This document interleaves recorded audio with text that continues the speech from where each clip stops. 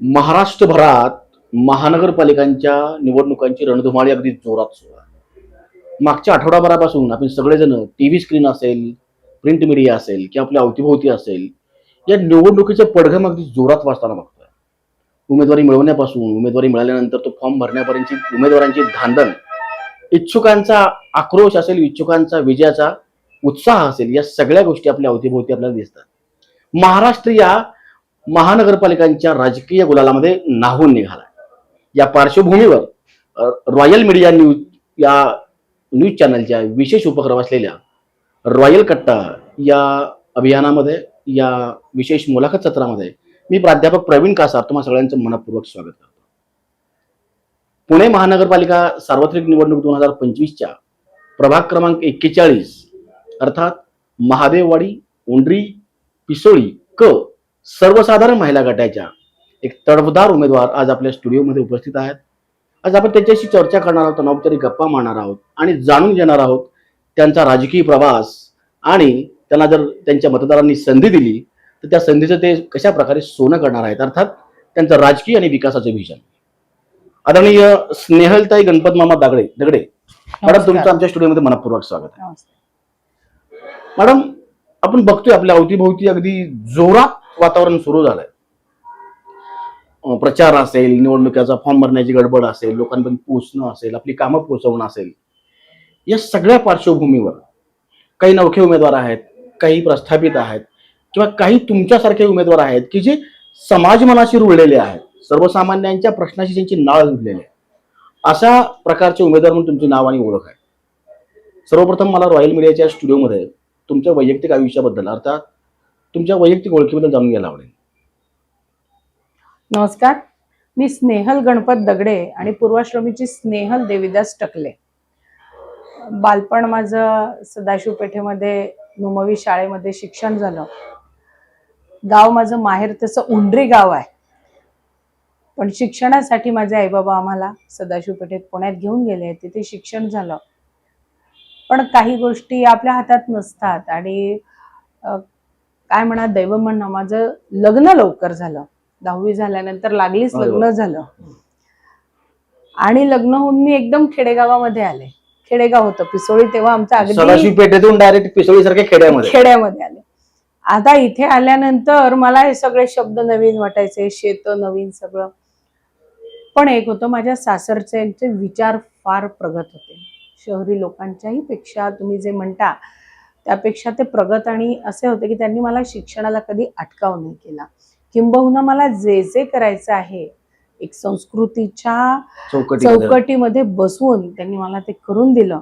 म्हणून माझं शिक्षण MA पर्यंत पूर्ण होऊ शकलं. माझी कौटुंबिक पार्श्वभूमी म्हणाल तर शिक्षणाला महत्व असणारी दोन्ही घराणी असं आहे.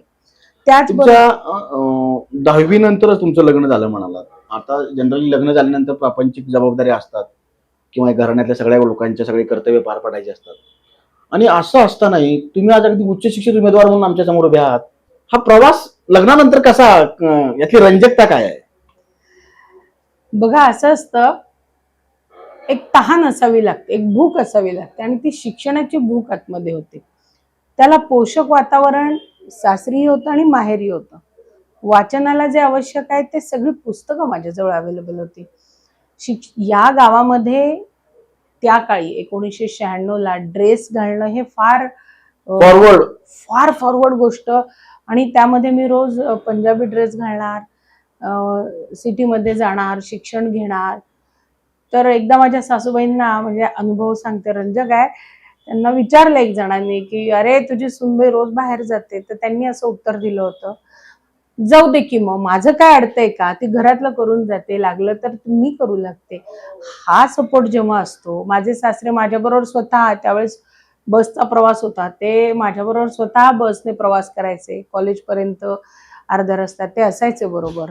कुटुंबातला असं एखादा विशेष कोणाला सांगता येईल का, या व्यक्तीला पुढाकार होता, यांचा खास पाठिंबा होता किंवा यांचा फार आग्रह होता की स्नेहल तू शिकलं पाहिजेस?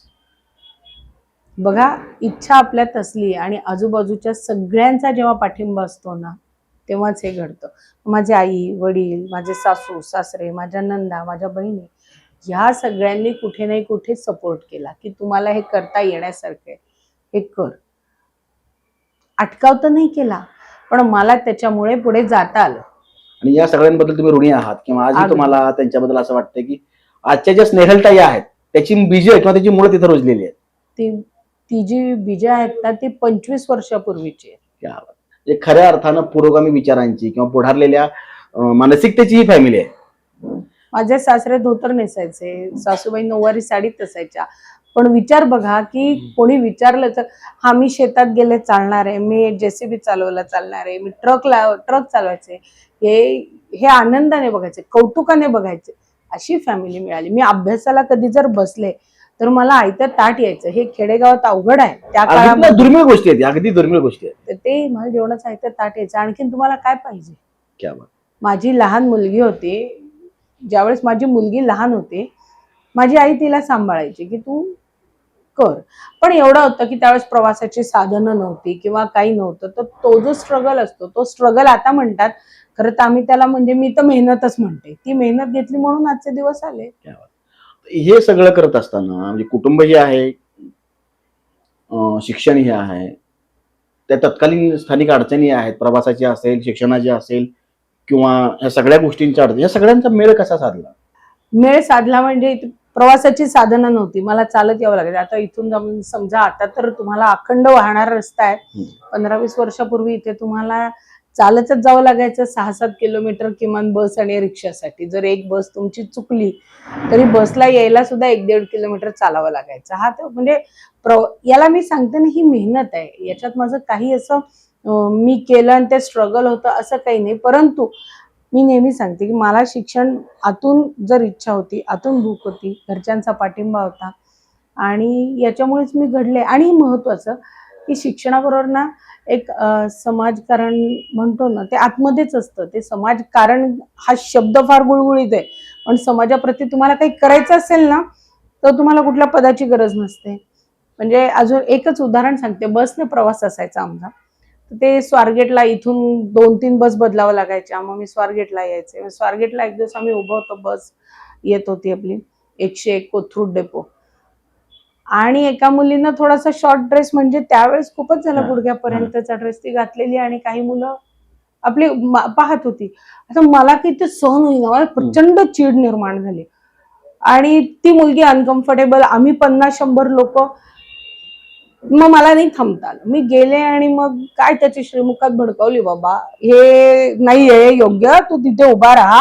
आणि त्या मुलीलाही सांगितलं, बाई तुम्हाला बघा मुलींनो चांगलेच आहे, पण जिथे जसं आहोत ना तसं राहिलं पाहिजे. हे बसमध्ये त्यावेळेसचा काळ आता सोडून द्या, पण त्यावेळेस ते अप्रिशिएटेड नव्हतं. स्नेहलताईंचा कोमल अवतार किंवा लोकांची काळजी घेणारा मायाळू अवतार लोकांनी बघितलेलाच आहे, पण हा रुद्रावतार देखील स्नेहलताई साधत धारण करतात थोडक्यात.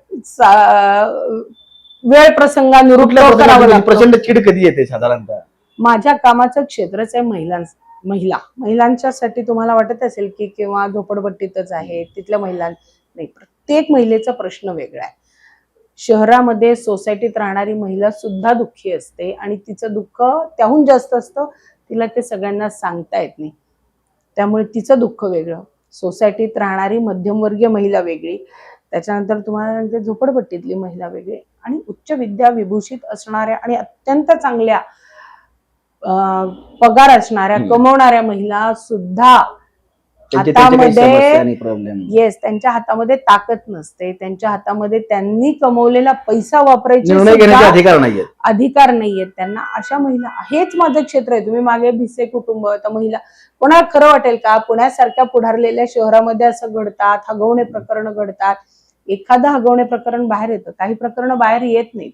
मग ती बाहेर यावीत आणि ती आधी यावीत, घटना घडण्याच्या आधी यावीत, हे माझं कामाचं क्षेत्र आहे. बरं, आता तुम्ही असं म्हणालात की समाजकारण हा अगदी वापरून गुळगुळीत झालेला शब्द आहे. हा शब्द जरी गुळगुळीत असला तरी समाजकारणाचा प्रवास फार खडतर असतो. अगदी. आता तुम्ही आता म्हणालात की शिक्षण घेताना संघर्षाच्या अर्थानं की एक घर इथं आहे, शिक्षण घ्यायला तिकडे जायचंय, प्रवासाच्या अडचणी आहेत, आणि एक गृहिणी म्हणल्यानंतर किंवा एक नवी सून जेव्हा घरात येते तेव्हा तिच्या भरपूर गोष्टींच्या सगळ्याच्या अपेक्षा असतात.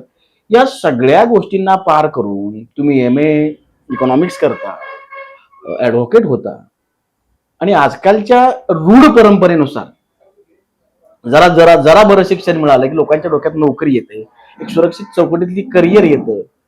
मग असं असताना तुम्ही समाजकारणाकडे वळताय किंवा वळालात? बघा, खरं ते अशी गोष्ट आहे. असंच होतं, शिक्षण करायचं, माझं MA झालं, मी PhD करणार होते आणि मलाही चौकटीतच जगायचं होतं. पण डेस्टिनी तुम्हाला कुठे घेऊन जाते तुम्हाला माहिती नसतं. आता या भागामध्ये जेव्हा आमच्या पिसोळी ग्रामपंचायत होती त्यावेळेस ग्रामपंचायतमध्ये महिलेसाठीचं आरक्षण होतं आणि त्यावेळेस माझ्याच गावातनं, कारण माझ्या इथे वेगळ्या वेगळ्या प्रश्नांवर मी काम केलं. साधारण म्हणजे आता बघा, इथे गोडाऊन होते, कंपन्या आल्या, मग UPचे महिला आल्या, पुरुष आले, त्यांच्या समस्या की आमचा पगार देत नाही, मग महिलांचं काही असेल जे अगदी त्यांना कोणाला सांगता नाही येणार, अशाही काही गोष्टी होत्या. त्यांची कामं मी ऑटोमॅटिक करत होते. किंवा माझ्या इथे कुष्ठरुग्णांची खूप मोठी वसाहत आहे, तिथे जायला लोक घाबरायचे, नको म्हणायचे किंवा वेळेपुरतेच जायचे. तर त्यांच्या समस्या जर जाणून घेतल्या आणि कामं केली तर काय हरकत आहे. माझ्या लेवलला कुठलंही पद नसताना माझ्या परीनं होईल तेवढी कामं मी करत होते. आणि ज्यावेळेस ते रिझर्वेशन आलं त्यावेळेस गावातनं आलं की आपल्या गावातनं ही एकच महिला आहे ज्याला आपण महिलेचं सरपंच पद देऊ शकतो. आणि मग माझा हा समाजकारणाकडनं राजकारणाकडची ही उडी त्यावेळेस आली. नाही, असं एखादा प्रसंग किंवा कुठलं एखादं मोठं काम सुरू करताना काहीतरी निमित्त घडलेलं असतं. आपण आवर्जून ते मोठं काम सुरू नसतो करत. जनरली सर्वसामान्य मानवी स्वभाव असा, एखादा प्रसंग घडतो, एखादं निमित्त घडतं. तर असं काही विशेष प्रसंग आठवणीत आहे का की ज्यामुळे मी तिकडे ढकलली गेले? सहज एखादा, आता तुम्ही जसं म्हणालात की त्या मुलीला त्रास देणाऱ्या मुलांना मी त्यांच्या श्रीमुखात भडकावली, तो एक प्रसंग ठीक आहे. तात्कालिक राग असेल, एक गृहिणी म्हणून, एक महिला म्हणून तुम्हाला ते वाटलं असेल. पण एवढा मोठा हा पसारा जेव्हा तुम्ही मांडता तेव्हा असं काही घडलं का? किंवा जेव्हा तुम्हाला असं वाटलं की नाही, आता इथंच मला वेळ द्यायचा, इथंच मला काम करायचं? बघा, माझी आवड मी मगाशी सांगितलं की मला समाजात काम करायला आवडतं. एखाद्या महिलेचं काम करा, एखाद्या गरीबाचं काम करा, एखाद्या नडलेल्याचं काम करा. तुम्हाला अंथरुणावर जेव्हा तुम्ही पाठ टेकताना तुम्हाला सुखी वाटलं पाहिजे, हा माझा पिंड होता. पण ते काम करताना अडचणी येतात. अशा अनंत अडचणी आम्ही इथे अनुभवल्यात ग्रामपंचायत असताना. आणि ज्यावेळेस तुमच्या हातात हे काहीतरी पद असतं प्रशासनाचं, त्यावेळेस तुम्हाला ते काम करता येतं. हे मला काम करण्याच्या अनुभवातूनच आलं आणि म्हणून मग मी याच क्षेत्रामध्ये पुढे जायचं ठरवलं. फील्डवर काम करत असताना ज्या समस्या येत आहेत त्यांना सोल्युशन देणं, या अडचणीचं किंवा सोल्युशन शोधण्याचा वेळ जात होता. जी सोल्युशन देणारी माणसं आहे ती निष्क्रिय असल्यामुळे तुम्हाला असं वाटलं की आता आपल्याकडे सोल्युशन्स असली पाहिजे. येस. आणि म्हणून तुम्ही तिकडे त्या दिशेने निघाला. येस. तर समाजकारण म्हणजे सगळ्यांच्या लाडक्या असणाऱ्या स्नेहलताई आल्यानंतर सगळ्यांना बाबा आधार वाटत असेल, दिलासा वाटत असेल, कुष्ठरुग्णांची वसाहत असेल, आसपासच्या सोसायटीज असतील, किंवा जसं तुम्ही आता म्हणालात की UP बिहारच्या महिला देखील असतील, जिव्हाळ्याचं नातं आहे अगदी. त्यातल्या त्यात ही सुरक्षित असं एक समाधानाची बाजू आहे. त्याच्याही पलीकडचं खडतर म्हणजे राजकारणाचं क्षेत्र आहे की जिथं प्रत्यारोपाची राळ उठणार आहे, तुमच्या कामावर प्रश्नाची चिन्ह उमटणार आहे, किंवा तुमच्या रस्त्यात अडथळे उभे केले जाणार आहेत. परत आणखी पुढचा प्रवास किंवा पुढच्या आणखी अवघड चौकटीत जायचं कारण काय?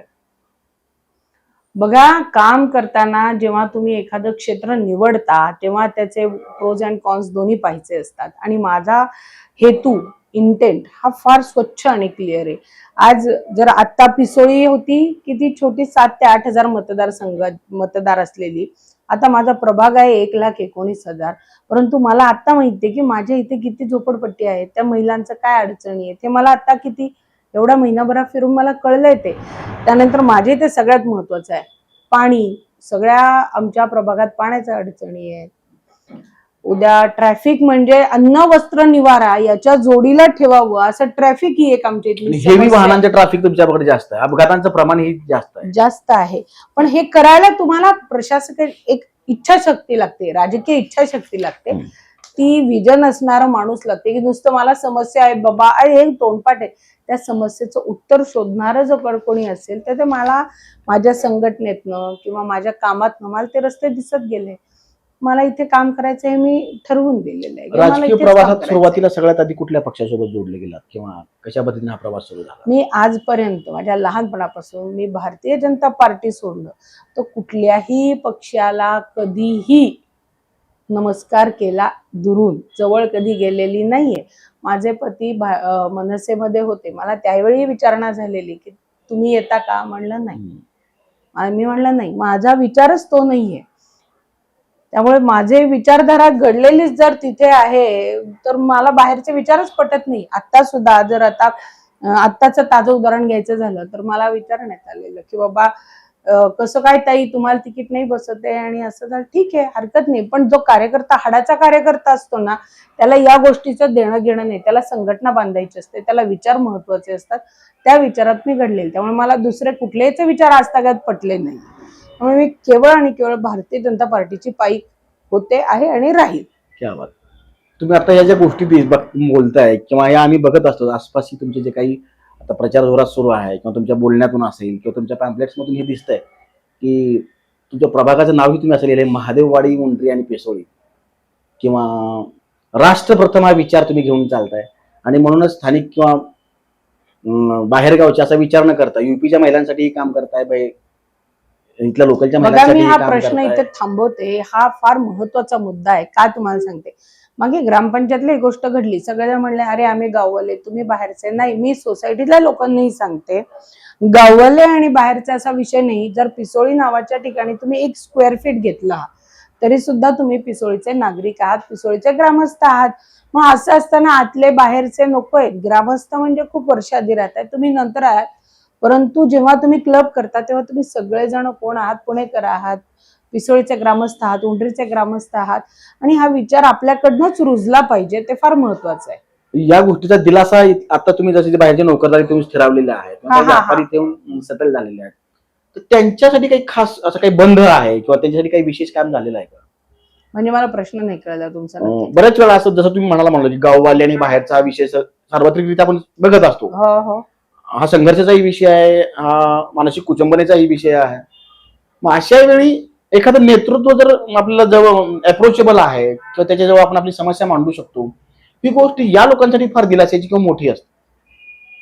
मग या लोकांसोबत आपण कसे जोडले गेलो किंवा ज्यासाठी आपण काही काम विशेष केलेलं आहे का? हम चलते गए, कारवा बनता गया. क्या काम सुरू केलं की तुम्हाला आपोआप लोकांना माहिती, अरे कोणीतरी काम करणारी व्यक्ती आहे. आज जर हा माझा उंडरी पिसोळी हा प्रभाग गेलाय सय्यदनगर पर्यंत, एवढा लांब आहे तो. आज चिंतामणी नगर, हडपसरची सातवाडी इतका दूर गेलाय. मला सांगा, तसंच मी पिसोळीतही नवी होते ना कधीतरी, जेव्हा त्या लोकांना स्नेहल दगडे अजून माहिती नसतील एखाद्या वेळेस की अरे भारतीय जनता पार्टीवर विश्वास ठेवणारे लोक आहेत, त्यांच्याबरोबर मी काम करते. परंतु हे जे काम आहे, हे काम त्या लोकांना ऑटोमॅटिक कळतं. तुम्ही सांगता त्यांना ते, आणि असं जे तुम्ही काम करता ते दाखवायची गरज अशी पडत नाही. माउथ पब्लिसिटी लोक स्वतःच सांगतात. एक उदाहरण सांगते. परवा मी ट्रिबेका मॉल आहे आमच्या इथे, तिथे थांबले होते आणि एक ताई आल्या आणि मी जनरल आपण काय म्हणतात लो प्रोफाईल राहणं, म्हणजे राजकारण साधं राहणं, आणि मी उभी होते तिथे आणि त्या आल्या आणि मला म्हणाल्या स्नेहल ताई ना, म्हंटल हो. तर म्हणे अहो ताई, मी ना सोमवार पेठेत तुमचं नाव ऐकलं, तुम्ही त्या महिलांचं काहीतरी काम करून द्या. मी खरं सांगते, मला रिकॉल करायला सुद्धा वेळ लागला मी नक्की कोणाचं काम केलंय. पण मला सांगा, माझ्या पिसोळीत राहणारी एक महिला, ज्यांना पिसोळी हे गाव सुद्धा बऱ्याच लोकांना नवीन वाटतं, त्या बाईंना कुठेतरी सोमवार पेठेत कळलं की, आणि मग त्या तिथे म्हणल्या मग त्या आमच्या स्नेहलताई आहे. हे जे आहे ना, त्यांना जास्त कौतुक आहे. या माझ्या कौतुकापेक्षा त्यांना कौतुक होतं की आमच्या स्नेहलताईंचं नाव तिकडे. ऊर्जा मिळते, खूप ऊर्जा मिळते. बघा, देवाला सुद्धा आपण सकाळची स्तुती घेत असतो, स्तवन गात असतो. मी काही स्तुतीप्रिय आहे असं नाही याचा अर्थ, परंतु तुम्हाला जेव्हा अप्रिसिएशन मिळतं तेव्हा काम करायला अधिक ऊर्जा मिळते. या उच्च शिक्षित असणाऱ्या, घरंदाज असणाऱ्या, सर्वसामान्य मायेच्या कवेत घेणाऱ्या स्नेहलताई यांची पिसोळीची सून म्हणून एक ओळख आहे की जी सून पिसोळीच्या बाउंड्रीज बाहेर जाऊन ही काम करते. ज्याचा तुम्ही आता किस्साही सांगितला. काय नेमकं काय भाव आहे किंवा काय भावबंध आहे जनतेशी? पिसोळीची सून असणं ना खूप मोठी गोष्ट आहे. आमचं ग्रामदैवत आहे आदिशक्ती आई पद्मावती माता. आज आमच्या पद्मावती मातेच्या दर्शनाला दुरून दुरून लोक येतात. पण असं आहे ना की जेव्हा स्नेहलताई दगडे जेव्हा जेव्हा बाहेर जाणार आहे तेव्हा ती टकल्यांची मुलगी, देवीदास भाऊ टकल्यांची मुलगी, उंडरी गावची लेक आणि पिसोळी गावची सून म्हणूनच मी बाहेर स्वतःला रिप्रेझेंट, आणि मी मनाला सांगितलेलं आहे की हेच माझं अस्तित्व आहे. कारण मी स्नेहल दगडे म्हणून किती एस्टॅब्लिश झाले ना तरी माझा मूळ काय आहे, टकल्यांची लेक आहे, उंडरीची लेक आहे आणि पिसोळीची सून सून आहे. घरंदाज असण्याची गरज पण आहे, ती जी आहे ना की एक समाजामध्ये संस्कृती राहिली पाहिजे. आधुनिकीकरण आहे, शिक्षण हवं, तुमचं राहणीमान छान हवं, पण त्याचवेळी संस्कृतीची चौकट त्याला हवी. क्या बात. पदर खोचता यायला पाहिजे आणि डोक्यावर यातला पाहिजे. अगदी फारच अगदी. क्या बात. हा एवढा सगळा हा प्रवास आहे, रंजक आहे, रोचक आहे, किंवा त्याला विविध पैलू सुद्धा आहेत. आणि हे सगळं असताना गणपत मामांचं नाव या उंबरी पिसोळी परिसरात तर आहेच, पण हडपसर मतदारसंघात देखील त्यांच्या नावाची छाप आहे, त्यांच्या वैयक्तिक कामाची ओळख आहे. सासवड मतदारसंघातही त्यांच्या कामाची एक विशेष छाप आहे. हे सगळं होत असताना स्नेहलताईच्या या प्रवासात त्यांचा रोल कशा प्रकारचा आहे, किंवा आजच्या ज्या एक लीडर आणि लीडर असणाऱ्या स्नेहलताई आम्हाला दिसत आहेत, त्यामध्ये गणपत मामांची काय भूमिका? मी जी आहे ना ती त्यांचं प्रतिबिंब आहे असं समजा, त्यांची शॅडो आहे असं समजा, आणि तेच खरं आहे. मी मगाही सांगितलं, वय वर्ष 16ला माझं लग्न झालंय, 10वीत असताना. एखादी लहान मुलगी असल्यासारखंच अल्लड वय होतं, त्या वयातनं एक मॅच्युअर वुमन तयार होणं, त्यावेळेसचे जे एलिमेंट आहेत ते फार गरजेचे असतात. तुम्ही त्यावेळेस काही वेडे वाकडे कुठे, मी सांगते वेडे वाकडे शब्दाचा अर्थ असं, मी कधी जेसीबी चालव, मन मोकळं जगले या रानामध्ये. मी म्हशीच्या मागे सांभाळायला गेले, मी गुरांच्या मागे गेले, मी वेळ आली शेण काढायला गेलो, मग आमच्याकडे ट्रक आली, सरांचा व्यवसाय, मग ट्रक चालवली, हा चालव कसं, तर हे स्वतः बसून मला शिकवत होते. जेसीबी घेतला तर म्हणलं नाही मला चालवणार, जेसीबी चालव, मला कशाला आडकाठी नाही. अच्छा कॉलेजला जायचंय, गाडी बस नाही मिळते, माझ्या 2 व्हीलरवर मी इथपर्यंत सोडतो, बाकी मला ठीक आहे. अरे एवढा सपोर्ट कोण देणार आहे तुम्हाला? अभ्यास करायचा आहे, बरं नाही येणार आहे, तिला आज अभ्यास आहे, एवढा सपोर्ट कोण तुम्हाला करणार? राजकारणामध्ये आता मी घाबरत होते सुरुवातीला, नको म्हणलं, माझं ते क्षेत्र नाहीये, मला आपली कामं करायची नाही. म्हणाले तुम्हाला ते जमणार आहे. हा जो आत्मविश्वास द्यायचं काम आहे ना, ते आपल्या माणसाने जेव्हा देतं तेव्हाच तुम्हाला काम करता येतं. त्यामुळे मी जी काही आहे आता केवळ त्यांच्यामुळे घडलेली आहे, आणि मी जे काही आत्ता जगत आहे ती त्यांची राहिलेली अधुरी स्वप्न आहेत. त्या स्वप्नांच्या पूर्ततेकडे जाण्यासाठीचा माझी ही धडपड आहे. परिसरामध्ये गणपत मामा नाव असणारा, वजन आणि लौकिक असणारा माणूस आपला आयुष्याचा जोडीदार होतो. पावला पावलावर आपली काळजी घेतो. प्रत्येक क्षणी आपल्याला पुढे जाण्यासाठी आपल्या सोबत राहतो.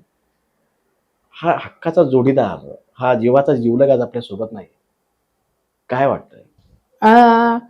काय वाटतं कोणालाही, ते कुठल्याही महिलेला आपला जोडीदार हा, किंवा पुरुषाला, जोडी ही बनलेली, जोडीदार म्हणतात ना, 2 जण असतात. चला रथाचे एक चाक नाहीये. बघा करोनात त्यांनी एवढं काम केलं, इतकं प्रचंड काम केलं, आणि करोना संपला, आणि त्यानंतर एका छोट्याशा कारणामुळे, म्हणजे आज अटॅक सारखी आपण आजकाल तो ऐकतो, पण त्यावेळेस हे असं झालं. आता त्या घटनेला 4 वर्ष झाली, पण 4 वर्ष मला ती जी आयुष्यभर जगलेली ऊर्जा आहे ना, तीच मला आता पुढे घेऊन जाते. स्नेहलताईंना सर्वसामान्यांचे प्रश्न समजून घ्यायला, सोडवण्याला, स्वतःचं आयुष्य उभं करायला. आणि ज्यावेळेस हे गेले त्यावेळेस मी विचार केला की मी आता काय करणार आहे आयुष्यामध्ये. त्यावेळेस मला हेच उत्तर आलं की तुला हे आवडतं, तुला हे करता येतंय. मी स्वतःला जेव्हा चाचपलं, मला हेच मिळालं की बाबा त्यांची स्वप्न, तुला जर त्यांच्याबरोबर जायचं, त्यांची स्वप्न पूर्ण करूयात. मग कुटुंबासाठी जगायचंय, स्वतःसाठी जगायचंय. मग मला एक दिवस की जी तुम्हाला आवड आहे, की स्वतःच्या मुलांची आई कोणी पण होतं पहा, दुसऱ्यांच्या मुलाची आई होणं अवघड असतं लोकांसाठी. माझ्यासाठी ते जास्त सोपं पडलं मला, आणि जमत होतं. आणि मला माझ्या कामामध्ये सर दिसतात, मला अनुभव येतो की बाबा हा त्यांचे ब्लेसिंग्स आहेत म्हणून मला हे करता येतं, त्यांचे आशीर्वाद आहेत म्हणून मला करता येतं. So he is with me. मी असंच समजून आणि असंच आहे म्हणून काम करते. महादेववाडी, उंडरी असेल, पिसोळी असेल, किंवा परिसरातल्या सुज्ञ नागरिकांना मला एवढंच सांगायचं आहे की एवढा हक्काचा जोडीदार, जीवाचा जीवलग, किंवा ज्यांनी आजपर्यंत हे व्यक्तिमत्व घडवलं, हे नेतृत्व घडवण्यासाठी त्यांचं पाठबळ मिळालं, अशा पती निघून जाण्यामुळं जो जीवनावर जो आघात झाला, कुटुंबावर आघात झाला, वैयक्तिक आयुष्यावर जो आघात झाला, या आघातातून सावरून आपल्यावर असा आघात आहे तसाच आपल्या लोकांवरही आघात होत असतात. त्या आघातांची जाणीव ठेवून त्या आघातात उभं राहण्याचं धाडस दाखवणारी एक महिला, एक उच्च शिक्षित उमेदवार तुमच्या समोर उभी आहे. की जिच्याकडे संवेदना आहेत, धाडस आहे, ट्रॅक्टर असेल, जेसीबी असेल, ट्रक चालवण्याचं कौशल्य आहे, तीच महिला तुमच्या प्रभागातलं प्रशासन चालवण्याचं धाडस दाखवते किंवा संधी मागते. तर अशीच लोक खऱ्या अर्थाने तुमच्या आमच्या विकासाला आणि प्रभागातल्या या सगळ्याच गोष्टींना पुढे घेऊन जात असतात. स्नेहलताई, हे सगळं होत असताना मला तुम्हाला एक प्रश्न विचारायला फार आवडेल की राजकारणातली पहिली संधी कधी मिळाली? मी पिसोळी गावची सरपंच झाले. कशा प्रकारे ही संधी मिळाली किंवा काय तो किस्सा आहे? पिसोळी गावचं सरपंचपद हे महिला साठी राखीव होतं. त्यावेळेस मी सांगितलं मला की त्यावेळेस गावातनं मागणी आली की ताई काम करू शकतात. परत सरांचा म्हणजे साहेबांचा चांगला गावामध्ये संपर्क आहे, कुटुंबाचं नाव आहे, आणि मग अशा वेळेस कोणीतरी व्यक्ती जिला काम करायची आवड आहे, इच्छा आहे आणि त्या करूही शकतात म्हणून गावकऱ्यांकडनं मागणी झाली आणि मग माझी बिनविरोध म्हणून त्या पदावरती बिनविरोध निवड आजकाल झाली. जनरली कुठलं तरी आरक्षण पडलंय किंवा उमेदवार नाहीयेत म्हणून बऱ्याच वेळा लोकांच्या नेमणुका होतात, पण तुम्हाला लोकांकडूनच मागणी आली हो हो. आणि तुम्हाला ते सरपंच पदाची संधी मिळाली. एखादं विशेष असं मोठं काम सांगता येईल किंवा आजही तुम्हाला अभिमान वाटतो की मी सरपंच असताना हे काम केलं सर आणि फार आजही त्या गोष्टीचा मला अभिमान आहे? एक काय अनेक सांगेल पण महत्वाची दोन सांगते. माझ्या गावाला स्मशानभूमी नव्हती. आमच्या इथले लोक रस्त्याच्या कडेला असे, आता तुम्ही हा वाहता रस्ता पाहताय ना, हा, हा, हा. या रस्त्याच्या कडेला सगळेजण थांबायचे आम्ही लोक आणि कुठेतरी खाली पुलाचे ते खाली खड्ड्यात ते विधी व्हायचे. आणि जसा बायपास हा रोड सुरू झाला तसं सगळं अवघड झालं की गाड्या वाहतायत, रस्ते क्रॉस करतायत नाही. मग आम्ही निर्णय घेतला आणि गायरानाच्या जागेमध्ये त्या परवानग्या आणून ती स्मशानभूमी आपण बांधून घेतली. आज कौतुकाने आणि अभिमानाने सांगावं लागतंय की आजही गावं 30-30 वर्ष कॉर्पोरेशनमध्ये जाऊन सुद्धा काही गावांना स्मशानभूमी नाही करता आली. ती स्मशानभूमी चांगली पिसोळीमध्ये आहे. ते नुसतं बांधणं हे कौशल्य नाही, कारण काय आहे, ती जागा मिळवणं, ते स्मशानभूमी बांधून घेणं, त्याच्या शेजारच्या टेकडी जी उघडी बोडकी पडली होती तिथे झाडे लावणं, आता तुम्ही पहा ती हिरवीगार झालेली आहे. ते फार मोठं काम आहे. दिसायला तुम्हाला असं वाटेल की काय हे स्मशानभूमी तर आहे, पण नाही. जेव्हा ते काम करतो ना आपण कुठली गोष्ट, तेव्हा ते कळतं. असं ते खूप मोठं तसं काम आहे. दुसरं काम माझ्या अंतुले नगरचं आहे. कुष्ठरुग्णांची वसाहत आहे आमची. आणि जेव्हा मी पहिल्यांदा गेले तिथे, एक व्यक्ती ज्याला हात आणि पाय दोन्हीही नाही, अवयव गेले होते, आणि ते जी चाकाची गाडी असते त्यावर बसलेत, असा हंडा जवळ ठेवलाय, घामाच्या धारा वाहत आहेत, वरती ऊन आहे आणि ते असे ती चढाचा रस्ता आणि ते असे ढकलत ढकलत हंडा त्या मांडीवरती राहिलेल्या भागावर असं ठेवून पुढे घेऊन जा. चढ चढतायत.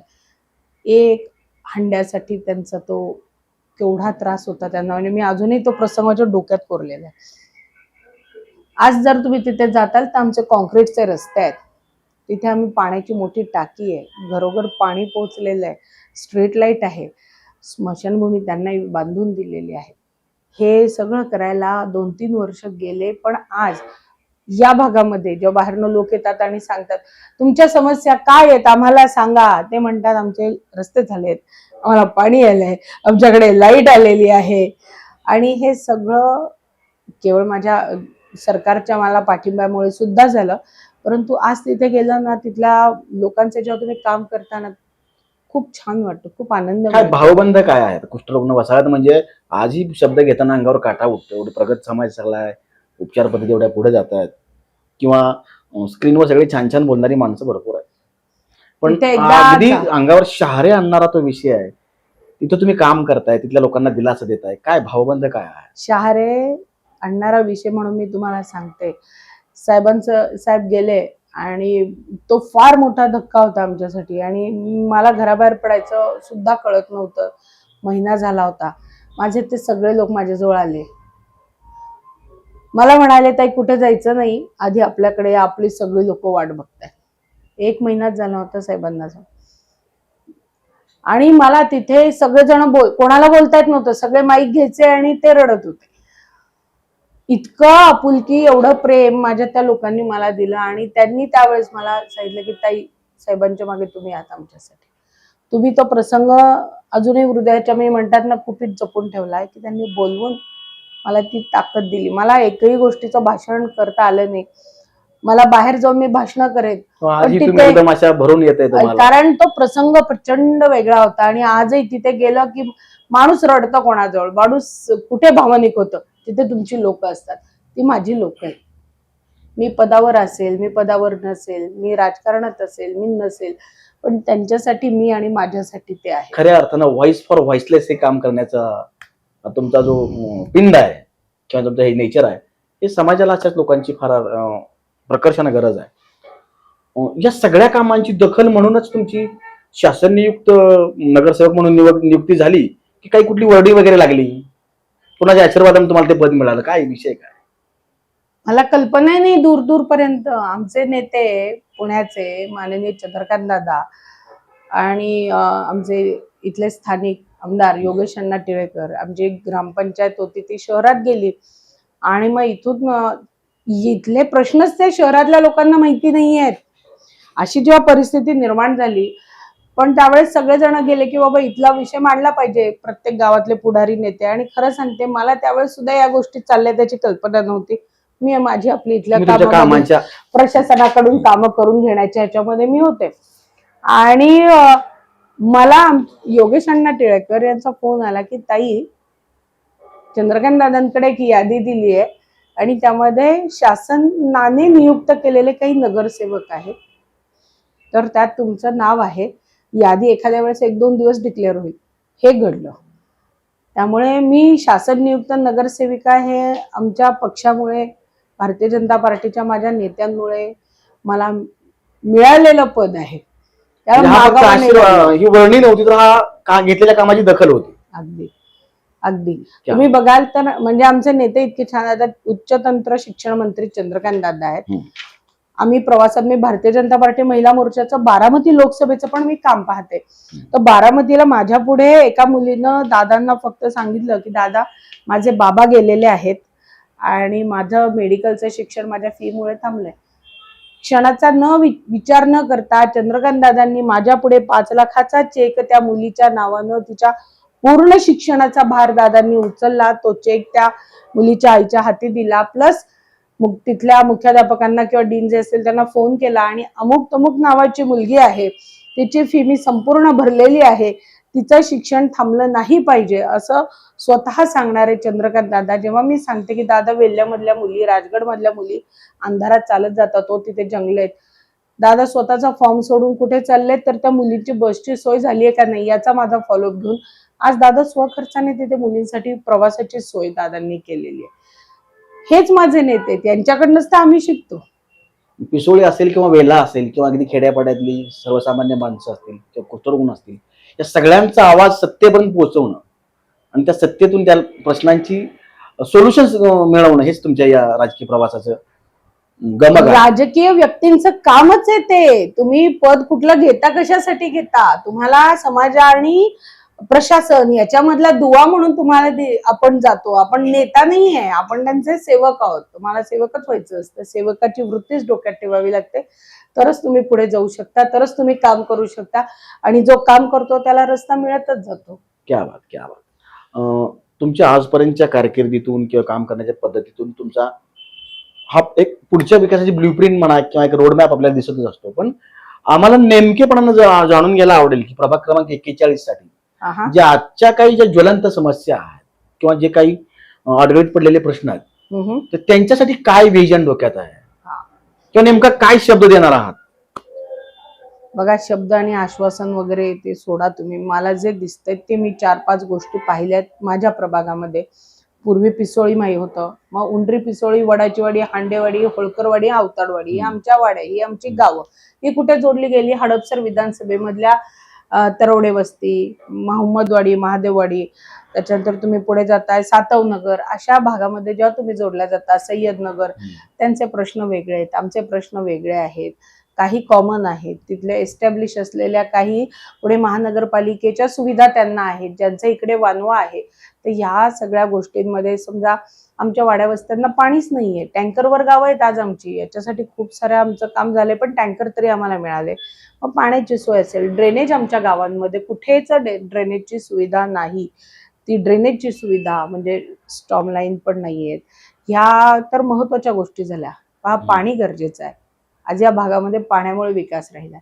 तुम्हाला इन्फ्रास्ट्रक्चर पाहिजे असेल तर रोडची कामं आमची थांबलेली आहेत, ते रस्ता होणं फार गरजेचं आहे. पाणी आणि रस्ता या दोन गावाकडच्या या मागण्या आहेत.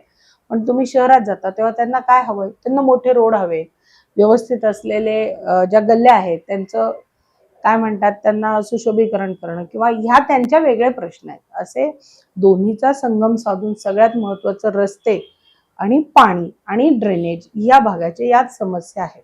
त्याच्यावर तुम्ही प्रकर्षानं काम करणार आहात. मी प्रकर्षानं काम करेन ते पाण्यावर, ड्रेनेजवर आणि रस्त्यांवर. हे फार महत्वाचं आहे. रस्त्यांविषयी नियोजन तयार झालेलं आहे किंवा बाकीच्या काही मूलभूत प्रश्नांविषयी आहेत, पण दोन कळीचे मुद्दे आहेत, आरोग्य आणि शिक्षण. त्याबद्दलचं काय भूमिका काय आहे?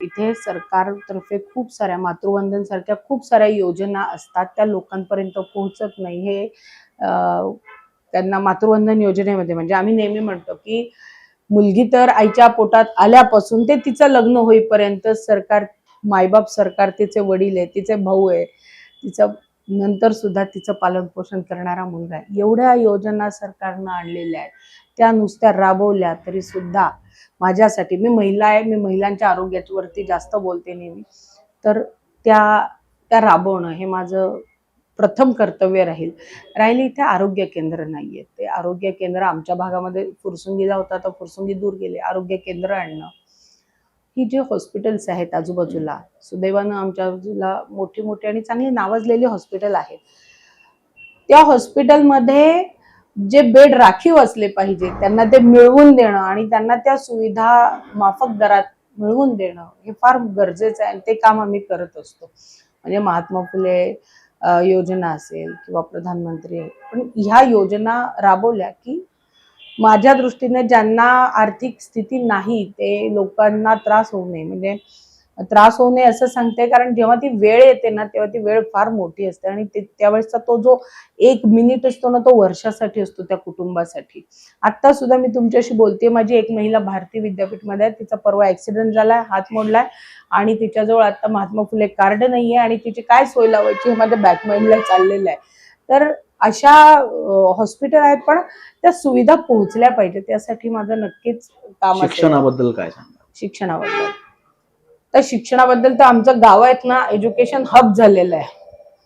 पण मला सांगायला आनंद वाटतो की माझ्या जिल्हा परिषदच्या म्हणजे आता महानगरपालिकेच्या ज्या शाळा आहेत त्या अत्याधुनिक आहेत. मी तुम्हाला अगदी आनंदानं आणि अभिमानाने सांगते, अत्याधुनिक आहेत. शिक्षण सुंदर आहे. आपला जर तुम्ही ती लोकांच्या बजेटमध्ये येण्यासाठी काहीतरी केलं पाहिजे. मी 2 सांगितलं की माझ्या महानगरपालिकेच्या ज्या शाळा आहेत त्यांच्याबद्दल मी आधी बोलतेय की तिथलं शिक्षणही सुंदर आहे आणि खूप वेगळं आहे पहिल्यापेक्षा. आणि नवीन शैक्षणिक धोरणानंतर तर मला असं वाटतं की जसं परदेशात आहे तसं आपल्याकडे येईल की खाजगी शाळा नको आम्हाला, हे सरकारी शाळा हवी. इतकं सुंदर सध्या शाळांचं नियोजन आहे. राहिला विषय खाजगी शाळांचा, आता मला जर 10 रुपयाची गोष्ट 20 रुपयाला विकली तर ती जास्त चांगली वाटते. तसंच आहे शिक्षण हे बजेटमध्ये इथल्या शाळांच्या तर नक्कीच नाही आणि त्यावर मला काम करायला आवडेल. धन्यवाद ताई. तर आज आपण भेटलो प्रभाग क्रमांक 41च्या तरुण, तडफदार, उच्च शिक्षित, संवेदनशील, प्रश्नांची जाण असणाऱ्या, प्रश्नांच्या सोल्युशन्सवर फोकस असणाऱ्या आणि आपलं विजन क्लिअर असणाऱ्या उमेदवार माननीय स्नेहलताई दगडे यांना. आणि या गप्पांच्या माध्यमातून आपल्याला कळालं की त्यांनी कशा प्रकारे त्यांचा सामाजिक राजकीय प्रवास पुढे घेऊन आलेले आहेत, संघर्ष कसा आहे, राजकीय चढउतार काय आहेत, कुटुंबाचं पाठबळ कसं मिळालं आणि कुटुंबामध्ये फक्त चौकटीतलं किंवा उमऱ्यातलं कुटुंब नसून माझ्या आसपासचा सगळा समाज हाच माझं कुटुंब आहे, ही खऱ्या अर्थानं भारतीय जनता पार्टीची राष्ट्रप्रथम ही भूमिका जगणाऱ्या, सर्वसामान्यांसाठी पिसोळीची सून म्हणून ओळख असणाऱ्या या स्नेहलताईंच्या सोबत आपण आज गप्पा मारल्या. रॉयल मीडिया न्यूजच्या माध्यमातून आम्ही त्यांना येणाऱ्या इलेक्शनसाठी, येणाऱ्या आगामी राजकीय आणि सामाजिक कामासाठी त्यांच्या हातून होणाऱ्या खऱ्या अर्थानं जनकल्याणासाठी शुभेच्छा देतो आणि ते थांबतो. धन्यवाद. थँक्यू.